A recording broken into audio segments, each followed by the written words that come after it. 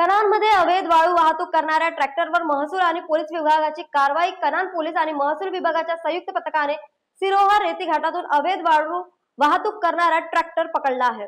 या कारवाईत सुमारे 5 लाख रुपयांचा मुद्देमाल जप्त करण्यात आला असून दोघांविरुद्ध गुन्हा दाखल करण्यात आला आहे। कणान पोलीस स्टेशन अंतर्गत सिरोहा रेती घाटामधून अवैध वाळू वाहतूक करणाऱ्या ट्रॅक्टरवर महसूल विभाग आणि कणान पोलिसांनी संयुक्त कारवाई केली। या कारवाईत ट्रॅक्टर आणि वाळूसह एकूण 5,05,500 रुपयांचा मुद्देमाल जप्त करण्यात आला आहे।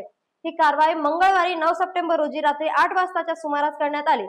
तहसीलदार सुरेश वाघचौरे यांच्या आदेशावरून ग्राम महसूल अधिकारी महेंद्र क्षीरसागर, अनिकेत दिवटे आणि इतर कर्मचाऱ्यांनी कणान परिसरात गस्त घालत असताना ही माहिती मिळाली।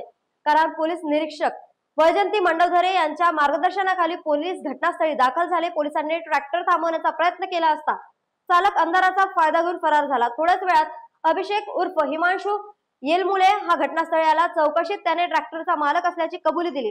परवाना नसल्याने स्पष्ट झाल्यानंतर त्याला अटक करण्यात आली। फरार चालक रोशन सोमकुवर यांचा शोध सुरू आहे। या प्रकरणी अधिक तपास कणान पोलीस निरीक्षक वैजंती मंडवधरे यांच्या मार्गदर्शनात सुरू आहे। न्यूज एक्सप्रेस साठी कणानहून ऋषभ बावनकर यांची बातमी।